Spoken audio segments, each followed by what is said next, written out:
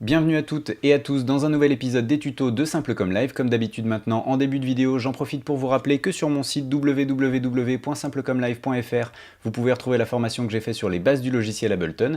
J'ai mis en place un essai gratuit pour que vous puissiez vous faire une idée avant de passer à un éventuel achat. Quant à nous cette semaine, on va voir une technique qui va vous permettre en fait de sortir du syndrome de la page blanche, notamment pour écrire vos mélodies, puisque je vais vous montrer comment est-ce que Ableton peut générer automatiquement des mélodies pour nous. Et ça, je vous en parle juste après le générique.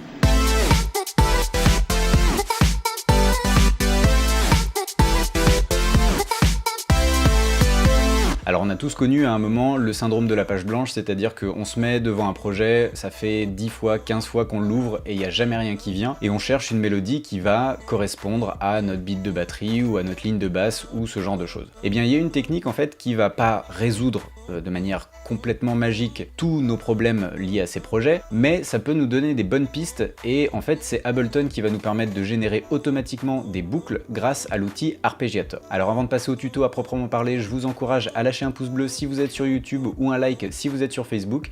N'hésitez pas non plus à partager cette vidéo avec ceux que vous pensez que ça peut intéresser, ou même carrément la chaîne, parce que moi ça m'aiderait beaucoup. N'hésitez pas non plus à vous abonner si vous ne voulez rater aucun épisode, et pensez bien à cocher la petite cloche, comme ça vous serez notifié à chaque fois que je poste une vidéo en ligne. Et maintenant qu'on a dit tout ça, on passe au tuto.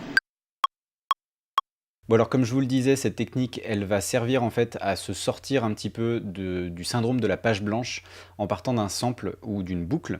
Et le principe c'est qu'on va partir d'un son, donc ici j'ai pris un son de flûte, je vais vous le faire écouter dans un premier temps.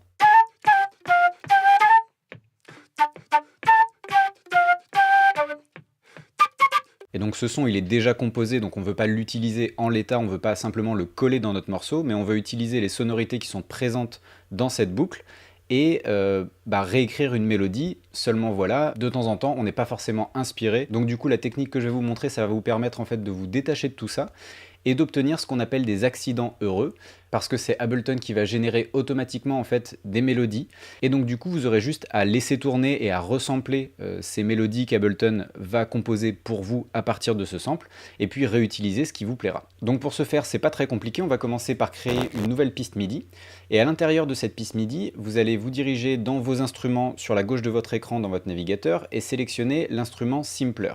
Vous allez venir le glisser à l'intérieur de votre piste. Et donc vous voyez ici que dans le Simpler, on a trois modes, le classique, le one-shot et le slice. Celui qui va nous intéresser, ça va être le slice. Donc je prends mon sample ici et je le glisse à l'intérieur. Je sélectionne le mode slice et vous voyez qu'il y a tout plein de petites barres orange en fait qui sont des tranches. Des tranches que Ableton va présélectionner lui-même via un algorithme. Et pour changer en fait le nombre de tranches qui sont définies par Ableton, vous avez le paramètre sensitivity que vous allez baisser pour réduire le nombre de tranches.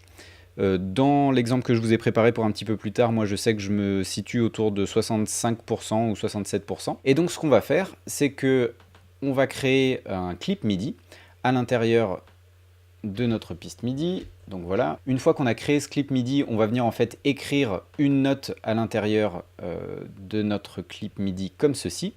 Bien sûr une note qui correspond à la gamme sur laquelle on va pouvoir jouer le sample. Donc ici, moi, ça commence à C dièse 1.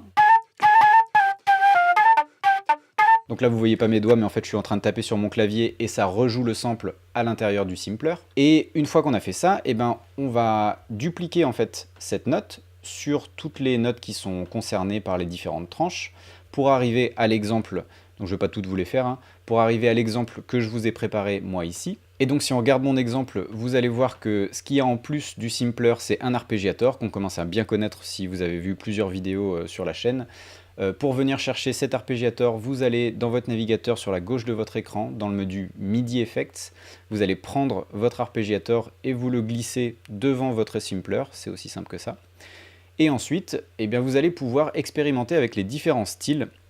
Moi ici j'ai sélectionné Converge, donc ici vous en occupez pas, j'ai rajouté des effets en fait pour que ça sonne un petit peu mieux. Mais du coup on part de ce sample nu, que je vous fais réécouter tout de suite.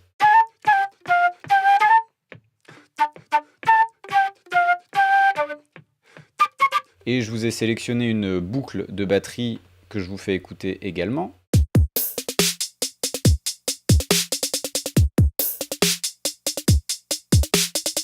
Donc maintenant, je vous fais écouter les deux ensemble, vous allez voir que ça fonctionne déjà comme ça, mais nous, ce qu'on veut, c'est utiliser les sonorités du sample et se le réapproprier pour pas l'utiliser tel quel. Donc je vous fais écouter les deux.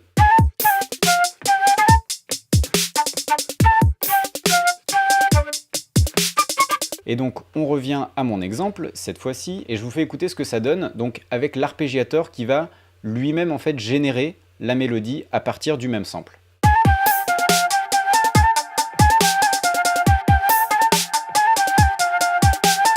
Donc bien évidemment, là vous avez une boucle avec un style de l'arpégiateur.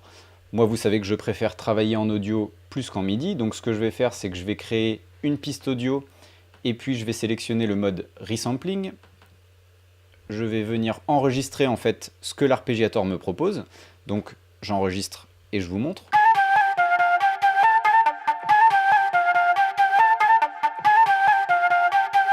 Et donc comme je vous disais, ça ce n'est qu'un seul style sur l'arpégiateur. On peut créer bien évidemment une deuxième piste audio, la mettre en resampling et sélectionner un autre style dans l'arpégiateur.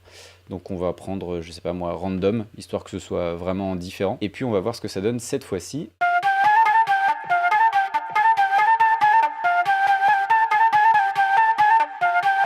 Donc vous voyez qu'on est parti du même sample et qu'on n'a pas la même mélodie.